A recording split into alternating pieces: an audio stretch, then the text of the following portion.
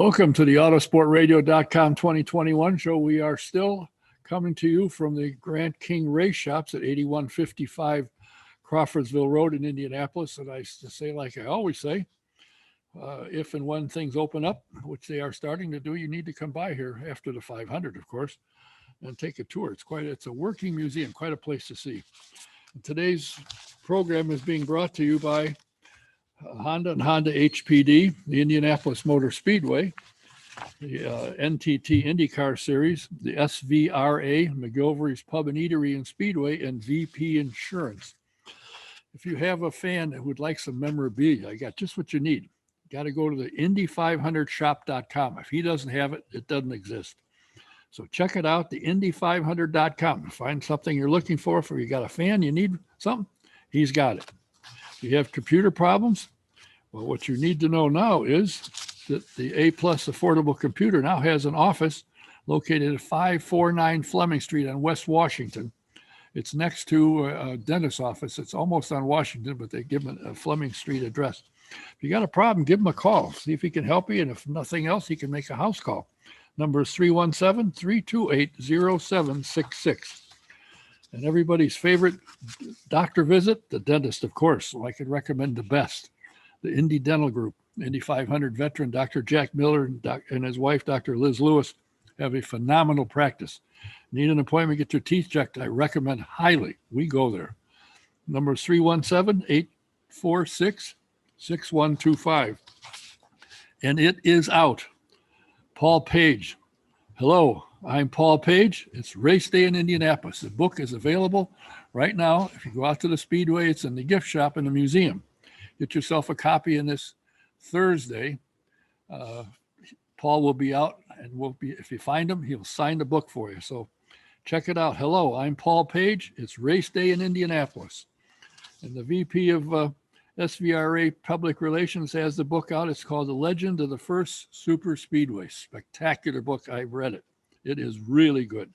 So if you get a chance, you can get it almost anywhere. Walmart, Target. In fact, if you're in Europe, you can get it in England. It's available everywhere, and check it out. It's really a good book. You ever wondered why do these people like to ride 240 miles an hour in an open wheel car? Why don't you find out for yourself? Take a ride in the Indy Racing Experience two-seater.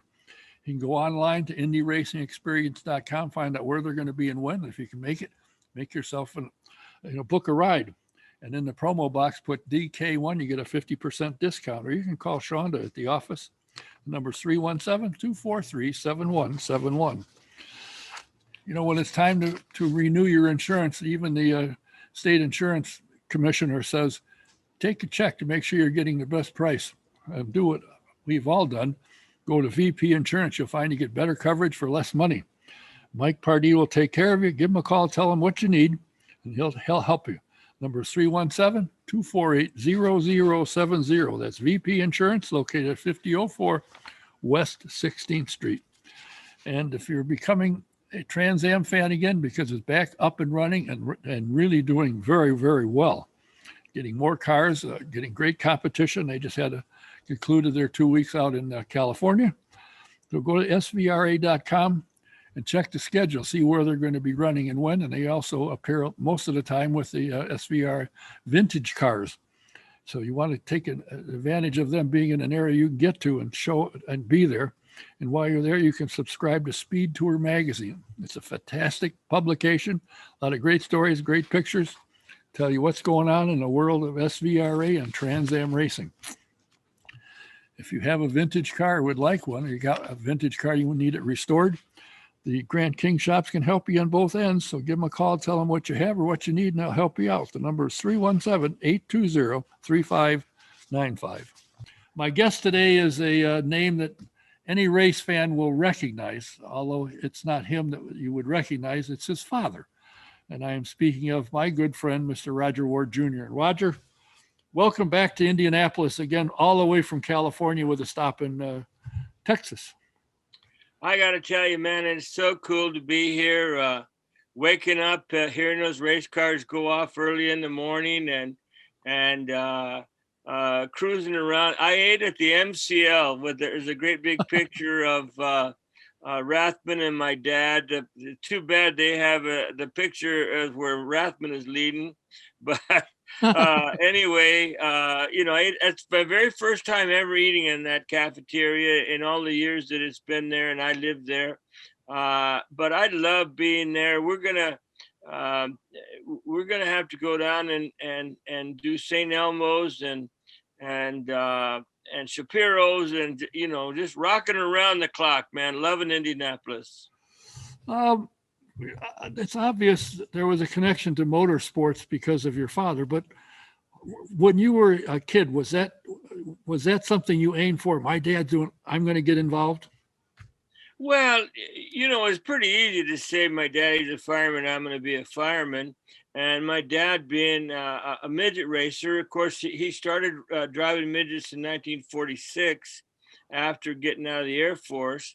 In fact, he got kind of a little bit of trouble. There was a used car lot in Texas where he was being trained, and he went down there, and those guys had a couple of midgets, and he volunteered to work on them, be a mechanic on them, if maybe they would ever give him a chance to drive one of them. And he did, and they did, and that's where he got that little scar that he had on his chin. He opened up a big old flap on his chin in his first night in a midget race car. But that's how he got started off. And then when the colonel found out that Lieutenant Ward was driving race cars, they were a little bit they were not happy about that. But yeah, that's where he got it started. And of course, I was born in 41, so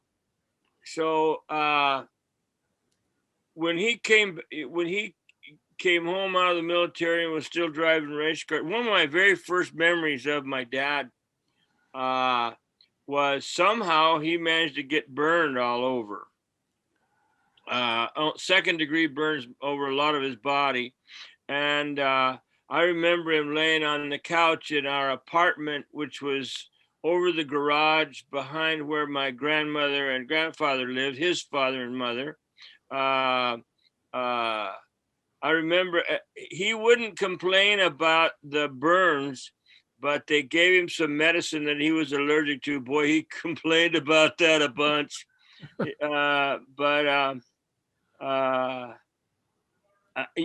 I actually got to be on Art Linkletter's radio show because of Rodger Ward being my father. He was, in those days, we raced as many as 8 times a week. We'd run the Rose Bowl, the Coliseum, Long Beach, Santa Maria, Bakersfield, Fresno, Merced, Lions Speedway, Culver City, Ascot Park. I mean, we were racing all the time, and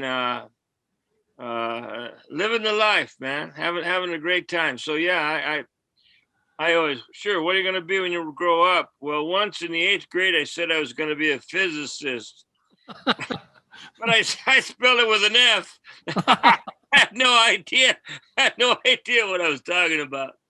But yeah, I wanted to be a race driver, but the girls and the whiskey and all that stuff got in the way. Really? I find that hard to believe. But you did race motorcycles, if I recall. Yeah. I was pretty good. We had a small league of 3-wheel motorcycles in Southern California, and thanks to my brother David and his friend Roger Arden, we drove for the HPE Muskin factory, and so we had factory support. And I won a little championship on that. I won a championship on that 3-wheel motorcycle. That was in the very early 70s. Yeah. How long have you been living, or did you live, because you don't live here anymore, you have elevated to the higher ranks and now live within, fall down and roll down a hill to the Pacific Ocean. But how long did you live in Indianapolis? In 62, I moved here. Late in the summer, I had an Austin Healey Sprite that was wrecked, and we bought the right front corner off of another Austin Healey Sprite, or not a Sprite, an Austin Healey before the 1000s. And my brother David and I drove that back from California late that summer. So that was in 62. I was 20. And I lived here until February the following year, but I had wrecked every car my dad had at the time. I was not really paying much attention. I was going to IUPUI, but I mean IU downtown. It wasn't IUPUI then. Anyway, I was going to IU downtown, not doing that well in my classes, and all I cared about was partying and drinking and girls, you know. And my dad was plenty tired of me by the time that came along, and so I decided to join. Yeah, I decided to join the Air Force and go be charming with those guys for 4 years. So I lived here for a little less than a year that time. When I got out of the military, I came back in 66. I got out, and in 67 I started for Firestone, and I was with Firestone until 1971. Yeah. So you've been involved in motorsports in one way or another for almost your entire life. Well, when you say involved, when I left Firestone Racing Division here, I went to work for Parnelli Jones, and in their racing division, they originally wanted me to come out there and be the drag tire supervisor, and then I was going to run the racing division tire store, and they had a guy that they said they were going to fire, and another guy that they were going to fire, and I was going to sort of be in between those two jobs, and they didn't fire either one of them, and so they ended up firing me. Well, but I loved it, man. There was a time when we'd go to Ascot on Saturday nights. We'd go to I would load it up at one of Parnelli's trucks and drove it up to Merced, and did stock car racing up there with those guys. You know, I mean, they drive the truck around from racetrack to racetrack selling tires. And when we got through, I'd take all the used tires and pair them up and sell them to the farmers, man. So yeah, I came back with an empty truck and a pocket full of money every time. It was a lot of fun. I like doing it. Parnelli was a great champion, a great guy, and him and Marvin Porter were a great team at Firestone Racing Division West. So I did that. But that's where I fell in love with Manhattan Beach, because we got an apartment right on the water in Redondo. And boy, once you do that, you don't want to ever give that up if you can. Yeah, your place is situated such you can sit in the living room, look out the west window, and there's the Pacific Ocean, just about 2 blocks away. A lot of people talk about that. They're just down the hill from me. They're building a 15,000 square foot house right now, and I live quite literally. My wife and I live in maybe 580 square feet. Yeah. Pretty small. Well, somebody building 15,000, it cost of lumber today. That's going to be a huge expense. But as long as it doesn't block your view, you don't care, do you? I can't imagine a house like this. They built a 3-story place right across the street from me now, with an elevator and a steam room and heated flooring. And oh my gosh, it's just ridiculous. So before you left here, got out of racing here, you started an operation called Forward Electronics, in which you bought and sold little parts and pieces that computers require to function. And you found all of the outlets to purchase it, and had a very successful business selling little parts and pieces for computers out of your home in Liston. Well, actually, I started Creative Electronics in Orange, California. Orange, the city with appeal. That's the joke. Anyway, started Creative Electronics and found myself with a partner who didn't do anything except drive his girlfriend around all day long, but we always knew that was going to happen. And another partner who got hooked on cocaine, and well, it was quite a scene. The air conditioning worked in such a way in that building that my secretary would say, "Boy, I'm feeling woozy. I don't know what's wrong with me." Well, the air conditioning was blowing out of the one guy's office into her office. So anyway, I ended up busting off with those guys and starting my own company called Forward Electronics. And I did that. I started that in Danville, actually. I thought when I bought the house, I thought it was in Liston, but it was Danville. And yeah, we had a nice run there, 23 years of electronic components out of that barn in Danville. And yeah, God was good to us in that circumstance, man. I'm a crappy businessman. There's no doubt about that. But I'm lucky. I'm blessed. So it worked well. Yeah, very happy. Well, We managed to parlay that into a house at the beach. I was in your office the day you took a call and you hung up the phone and you said, "We just did $1 million in sales." I just happened to be there that day when that happened. Yeah. You know what, Don? I can spend that money as faster than I can earn it. Yeah, amazing. I'm sure you can, but it's a good thing that there's somebody that puts their foot on a brake. Her name is June.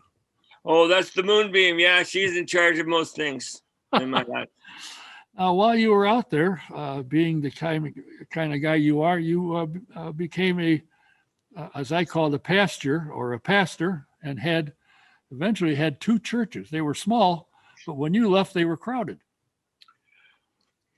That's another blessing. The district superintendent of our church, we had a men's fellowship group, a Lenten breakfast series that went from church to church for the 7 weeks of Lent.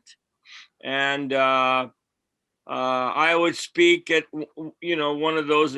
Eventually, I spoke at the final breakfast, which was all of the churches up at North Church here at 38th and Meridian. And the district superintendent noticed that I had the gift of gab relative to presenting a speech, and he called me and asked me if I would, would I go to lay preaching school, lay pastor school, whatever they call it. And because he needed a pastor short term, I thought in Coates, he didn't tell me where, which they can't do. And I didn't have, I just said yes without asking anybody or talking about it or thinking about it or praying about it. I just said, well, yeah, I'll do it. And so I went to Coatesville and Amo, which are southern part of Hendricks County.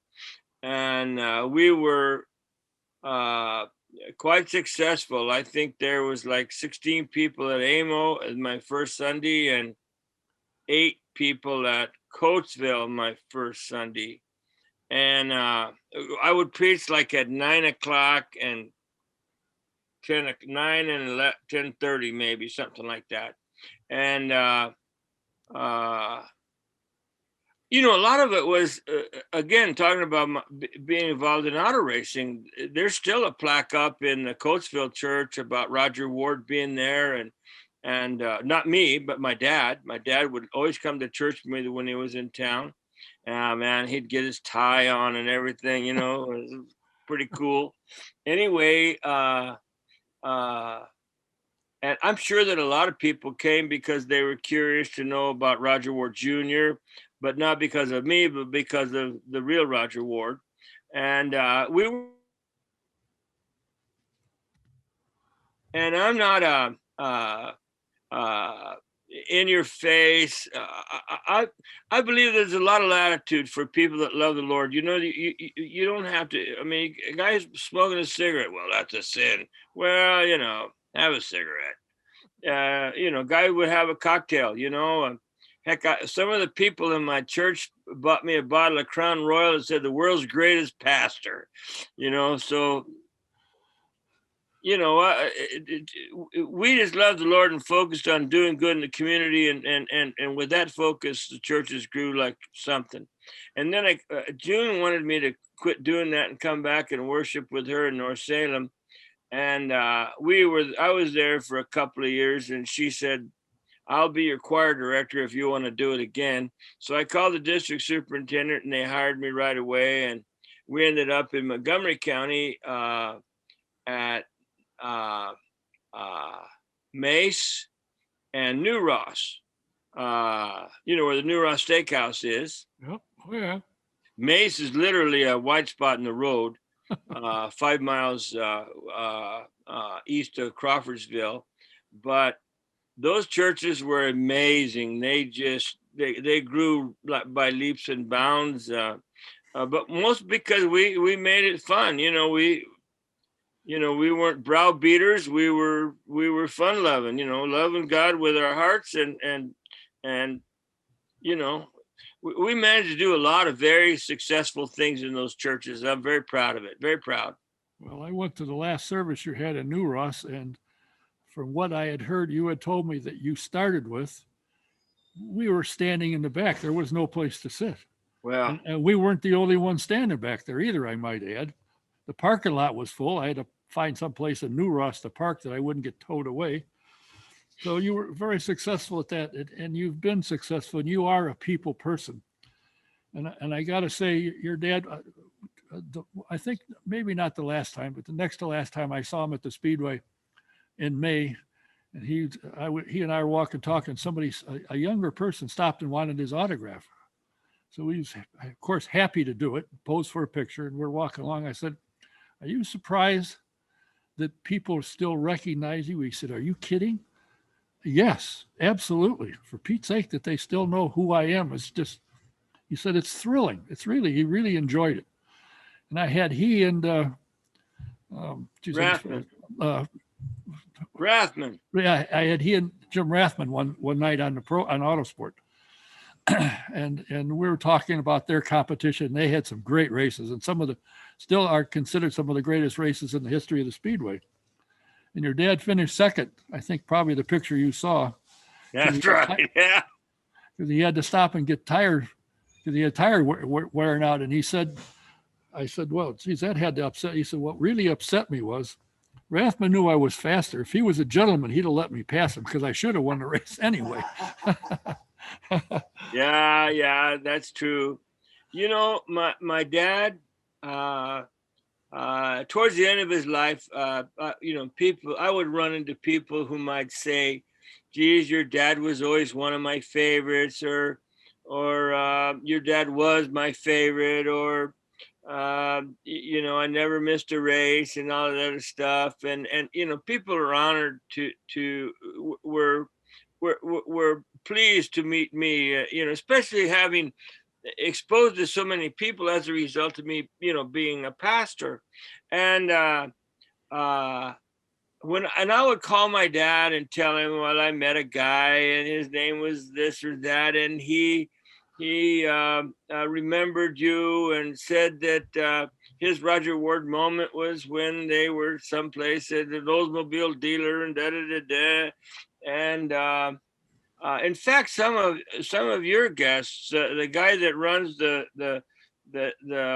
radio, who manages Dixie's race car, he had a Rodger Ward story, and all of those kinds of things. And I would tell my father about those, and he would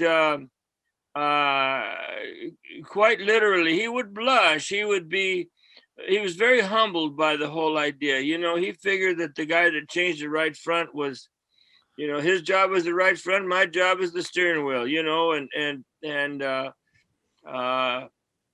while the drivers get all the credit, my dad always recognized that it was Watson and his selection of of mechanics and assistant mechanics and stooges that made that race car a winning combination. Well, I still get every so often, I'll ask some of the older senior drivers that were in his time. In fact, AJ will tell you when you ask him who was some of the toughest drivers you raced against early on, making your way up. And the first thing he'll say is Rodger Ward. Yeah. He was clean, but he was tough. He was a tough. Oh, there he is. Look at that, AJ Foyt. I bought this shirt from Jim Bob 40 years ago. Literally. And I bet he wish he could sell a couple of more of them instead of one last 40 years. Well, I gave it to I bought one for a lady.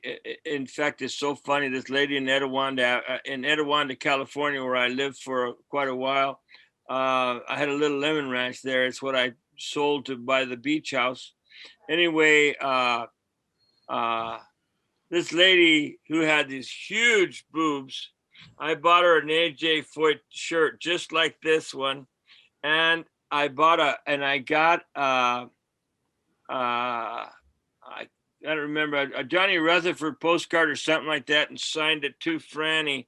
And apparently the way I signed Johnny Rutherford looks like AJ Foyt, because I mean, I autographed it. I didn't get it autographed. Anyway, so her daughter asked me, how were you able to get him to sign it? And I said, what are you talking about? And then she told me, well, yeah, AJ Foyt signed Johnny Rutherford's postcard. Pretty. Yeah, I never did tell her. I never did. I never came clean. Well, I got to say this. Somehow I met you early on when I first got into town and had this idea to do auto sport. Somehow I met you, and I don't remember how, but somehow I did. And I called you up one day and I said, how would you like to do a radio show about IndyCar? And you said, it'll never happen. I said, that's not my question. It'll never happen. Okay. You're like my wife. You remember stuff I don't remember. You don't want to remember. You think that's it? I called you a second time and I said, are you interested in doing this? Yeah, it'll never sell. I said, again, that's not my question. So the third time I called you up, I said, you want to do it? It won't sell. I said, I sold it. You ready? And we started within a week. Always ready. Yeah, I remember. We started within a week. And auto sport's still going, and you're out in California living the life. Well, I always say we started that together. That's what I always say. Yeah, well, that's what we did, essentially. And it was a blast. It was always a blast.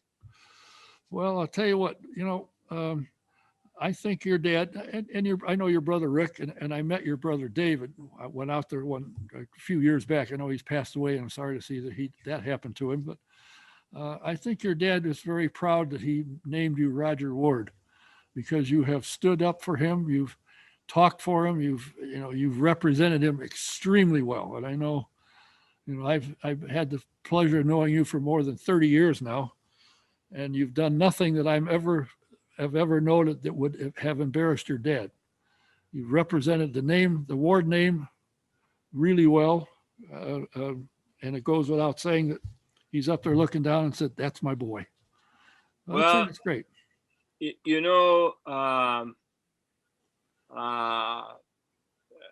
I always say that, people ask me how I am, and I say I'm too blessed to be stressed. And I have been so fortunate, thanks to my father. And of course, his gratitude begins with the Indianapolis Motor Speedway and the Holman George family, and all that they have done for auto racing. This change with Roger Penske, I think, is definitely a step up. You and I had a tour around that place and saw the difference in the facilities, Roger's sincere interest in improving everything he touches. You notice you go to buy a Roger Penske auto dealership, and those cars are all in a row. They're all towing the mark. And I think that's the way it is with the people here in the facility. While there are people who've left the Speedway that I'm saddened by. I'm sorry that Donald Davidson's not there still, although I have spoken with him. and he and my brother David were very close friends. And now Donald and I are close friends. While there are some people and things that have happened that kind of break my heart in a way, gosh, what a great racetrack we have! How clean it is! How beautiful it is! How I've had interactions with the ticket people. They have just been over the top helpful and charming. Yeah, the Indianapolis Motor Speedway. I mean, stop and think about the people that you've known there. You know, people like Bob Laycock, people like Bob Clydens, people like, you know, those names go on and on and on. Peggy Swallow, what a great young woman she is, or woman, I should say. Anyway, you know, it's just, you know, it's Indy. You know, it's people love this place, and it's obvious why. It's obvious. Once you get to know the joint, can't get away with it. Well, you know, when you look at the place and realize it was built in what, 1909 and open up, and it looks newer now than it did then, obviously. What a great facility. And if you get a chance to read the book by Mark Dill, it's called The Legend of First Super Speedway. It is a spectacular book, and it starts with Barney Oldfield and his barnstorming before the idea of the Brickyard came around. And it's really interesting. And I've got to talk to Mark, because I got to swear he was there. I know he's not that old, but he was there. He has the conference. It's really a good book. If you get a chance to get a hold of one, probably have one in the gift shop. And they got Paul Page's book in the gift shop too. You need to get a hold of a copy of that. I'm Paul Page. It's Race Day in Indianapolis. 2 great books to read about the Speedway. You'll enjoy it. Rodger, my friend, it's always a pleasure to see you and talk to you.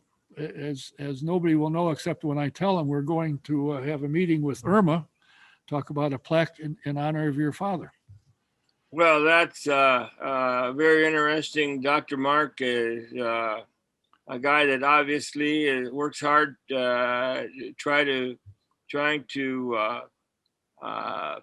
expand the memories of the 500-mile race in Indianapolis. And of course, anything that has to do with support of the Speedway, you know, we want to be involved up to our necks. Well, we'll check into it. In the meantime, I'm going to say thanks for stopping, taking the time. You're sitting in your motor coach as we do this chat, and we will be talking to you here shortly. But thanks for your time. Always great to talk to you. And somewhere, sometime, somehow you get another knock on your door. It'll be me again. Well, I sure hope so, man. I sure hope so. You know, let me just say, God bless you, and God bless all of your fans and listeners and watchers. And the next time we talk, we'll maybe talking about the installation of the plaque, the bronze plaque in honor of your dad. We'll talk about all righty. All right. Thanks. Thank you, Don. God bless everyone. Thanks, Rodger. My guest has been Rodger Ward Jr. Always a pleasure to talk to him. We will be back. We have new guests upcoming, so stick with us. Until the next time, you'll hear about who's up and when. Until then, Don K. saying thanks for being here.